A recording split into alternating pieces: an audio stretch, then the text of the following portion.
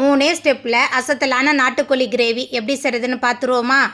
Mixie ஜாரில் ஒரு அன்னாசி பூ 4 கிராம்பு சேர்த்துக்கலாம். கூடவே 3 டேபிள் ஸ்பூன் விதை கொத்தமல்லி, கொஞ்சமாக கல்பாசி, ஒரு சின்ன துண்டு பட்டை, ஒரு ஏலக்காய், 1 டேபிள் ஸ்பூன் சீரகம், 1 டேபிள் ஸ்பூன் மிளகு, 15 வரமிளகாய், 1 டேபிள் ஸ்பூன் சோம்பு சேர்த்து நல்லா கொரன்னு அரைச்சி தனியாக எடுத்துக்கலாம். மறுபடியும் மிக்ஸி ஜாரில் மசாலா அரைக்கிறதுக்கு கொஞ்சமாக இஞ்சி, 15 பூண்டு, 20 சின்ன வெங்காயம், பொடியாக நறுக்குன ஒரு தக்காளி சேர்த்து நல்லா விழுதாக அரைச்சி அதையும் தனியாக எடுத்துக்கலாம்.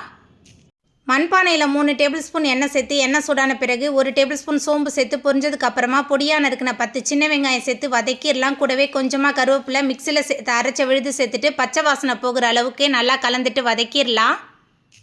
பச்சை வாசனை போய் நல்லா வதங்கி வந்த பிறகு சுத்தம் பண்ணி வச்சுருக்கிற நாட்டுக்கோழி 1 டேபிள் ஸ்பூன் மஞ்சத்தூள் சேர்த்துட்டு நல்லா கலந்துட்டு வதக்கிடலாம். நம்ம சேர்த்த நாட்டுக்கோழி நல்லா வதங்கி வந்த பிறகு மிக்சியில் சேர்த்து பொடிச்ச பொடி நாட்டுக்கோழி கிரேவிக்கு தேவையான அளவுக்கு கல்லுப்பு சேர்த்துட்டு கொஞ்சம் நேரம் நல்லா வதக்கிட்டு நாட்டுக்கோழி வேகிறதுக்கு தேவையான அளவுக்கு தண்ணி சேர்த்துட்டு நல்லா கலந்துட்டு வேக விடலாம். வெந்ததுக்கப்புறமா கொத்தமல்லி சேர்த்து பரிமாறி பாருங்கள். ரொம்பவே சூப்பராக இருக்கும் நாட்டுக்கோழி கிரேவி.